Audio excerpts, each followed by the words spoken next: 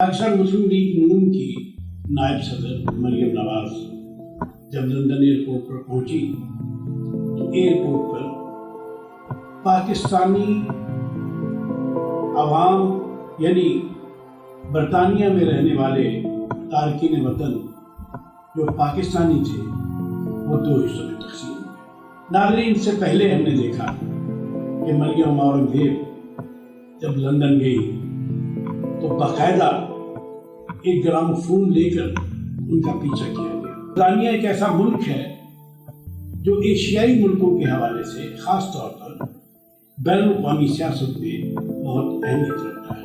पाकिस्तान के जो मफादात बरतानिया में हैं वो तजारती भी हैं, वो सियासी भी हैं। हम कश्मीर के मसले पर बात करते हैं तो हम बरतानिया को ये कहते हैं कि ये मसला आपका पैदा करता है।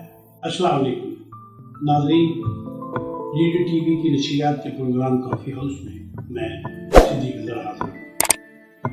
नाज़रीन, जो आज बात मैं आपसे करने वाला हूँ वो बात बहुत अहम है और अफसोसनाक है। पाकिस्तान मुस्लिम लीग नून की नायब सदर मरियम नवाज जब लंदन एयरपोर्ट पर पहुंची तो एयरपोर्ट पर पाकिस्तानी अवाम यानी बरतानिया में रहने वाले तारकीन वतन जो पाकिस्तानी थे वो दो हिस्सों में तकसीम हुए। कुछ ने मुस्लिम लीग नून के हक में नारे लगाए, कुछ लोगों ने मरियम नवाज के खिलाफ नारे लगाए, कुछ लोगों ने इमरान खान के खिलाफ नारे लगाए। नाज़रीन, इससे पहले हमने देखा कि मरियम औरंगज़ेब जब लंदन गई तो बाकायदा एक ग्रामोफोन लेकर उनका पीछा किया गया। यकीनी तौर पर ये कोई ऐसा वाक़या नहीं था जो कि अचानक ना हुआ, भी उसके लिए बाकायदा तैयारी की गई होगी। नाज़रीन, अफसोस की बात मैं इसे इसलिए कह रहा हूँ कि बरतानिया एक ऐसा मुल्क है जो एशियाई मुल्कों के हवाले से ख़ास तौर पर बैनुल-अक़वामी सियासत में बहुत अहमियत रखता है। पाकिस्तान के जो मफादात बरतानिया में हैं वो तजारती भी हैं, वो सियासी भी हैं। हम कश्मीर के मसले पर बात करते हैं तो हम बरतानिया को ये कहते हैं कि ये मसला आपका पैदा करता है, इसके हल में आप हमारी मदद करें। जबकि बरतानिया में मुकीम भारतीय बरतानिया की क़यादत को, बरतानिया की हुकूमत को मजबूर करते हैं कि वो कश्मीर के हवाले से कोई बड़ा फैसला न करे। नाज़रीन, बरतानिया में जो एशियाई है उनकी आबादी तकरीबन 7% है। भारतीय वहाँ तकरीबन 15 लाख के करीब हैं और पाकिस्तानी तकरीबन 12 लाख के करीब हैं। गोया 2% से कुछ ज़्यादा आबादी उनकी है और 2% के करीब आबादी जो है वो पाकिस्तानियों की है। नाज़रीन, लंदन में ये कभी नहीं हुआ और बरतानिया में ये कभी नहीं हुआ कि बरतानिया की सियासत के अंदर भारतीय अवाम ने कोई बीजेपी और कांग्रेस के हवाले से वहाँ पर मुजाहरे किए हुए। वहाँ किसी एक मौके पर उन्होंने कोई ऐसा इक़दाम किया हो जो कि उनके मुल्क के मफादात के खिलाफ हो, वो यकजहती होती है। और यही वजह है कि भारत के बहुत सारे जो लीडर हैं वो वैसे तो पाकिस्तानी भी वहाँ पार्लियामेंट के मुकर्रर होते हैं, लेकिन बहुत अहम किरदार वहाँ पर आज भी और ख़ुद अमेरिका में भी जो अदा कर रहे हैं वो भारतीय शहरी कर रहे हैं। नाज़रीन, लेकिन पाकिस्तान के ये जो 12 लाख शहरी जो बरतानिया में मुकीम हैं, अगर ये दो हिस्सों में बढ़ गए तो पाकिस्तान के मफादात को वहाँ कौन देखेगा। एयरपोर्ट से जो हमें इत्तला मिली है वो ऐसी है कि उनके दरमियान सरपटबल भी हो सकती थी, वहाँ झगड़ा हो सकता था।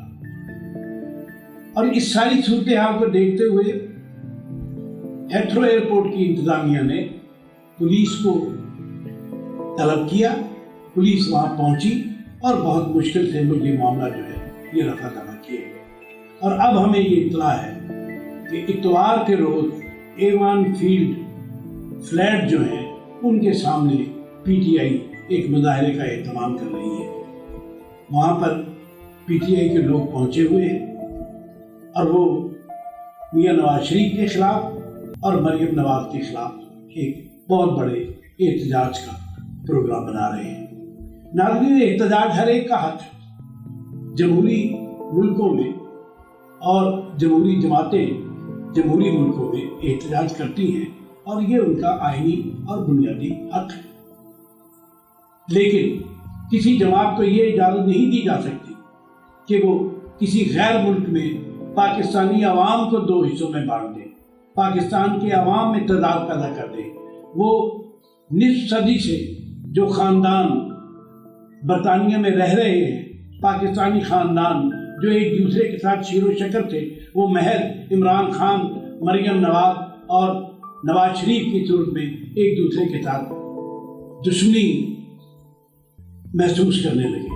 وہاں دشمنی کے بیج بو دیے جائیں۔ کیا 12 لاکھ کی آبادی؟ لاہور 2 کروڑ سے زیادہ بڑھ چکا ہے۔ اب برطانیہ جیسے ملک کے اندر 12-13 لاکھ کی آبادی کیا حیثیت رکھتی ہے؟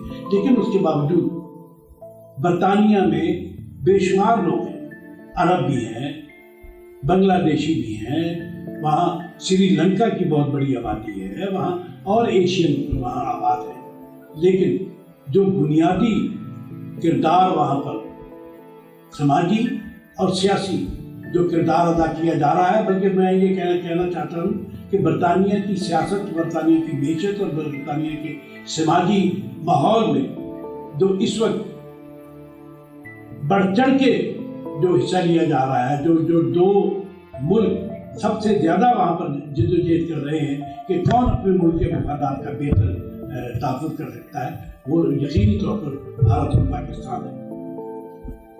پاکستان میں غیر جمہوری حکومتوں نے تو جو پاکستان کے ساتھ کیا تو کیا، اب غیر ملکی سطح پر، بین الاقوامی سطح پر اگر خود پاکستان کے عوام کو 2 ٹکڑوں میں بانٹ دیا گیا تو میں سمجھتا ہوں پاکستان کے یہ 2 بڑے سیاستدان جو ہیں انہیں تاریخ کبھی معاف نہیں کرے۔ ناظرین، یہ ایک درد بھرا پیغام ہے ان دونوں کے لیے کہ خدا کے لیے پاکستان کے عوام کو پاکستان سے کسی باہر 2 حصوں میں تقسیم مت کرو، ان کے درمیانی تنازعات پیدا مت کرو کہ کل کو پاکستان کسی مصیبت میں آئے تو وہاں پر خود پاکستانی بھی 2 حصوں میں بٹے ہوئے نظر آئے۔ ناظرین، مجھے یقین ہے آپ کو میری یہ گزارشات پسند آئیں گی اور آپ میری ان گزارشات پر غور کریں گے اور آپ برطانیہ میں رہنے والے اپنے عزیزوں کو، اپنے دوستوں کو یہ پیغام بھیجیں گے کہ خدا کے لیے کسی